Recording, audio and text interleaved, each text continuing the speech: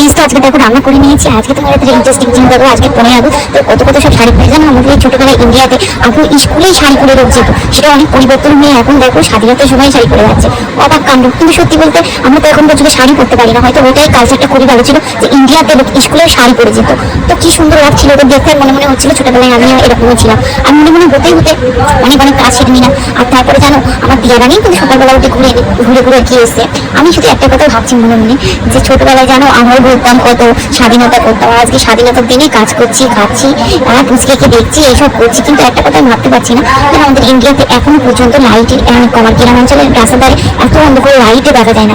আর তাই জন্য আমাদের এখানে জানো রাস্তার ধারেও লাইট লাগিয়েছি, সেটাও তোমাদেরকে দেখাবো। আর আমার বিশাল ভালো লাগছিল দেখতে।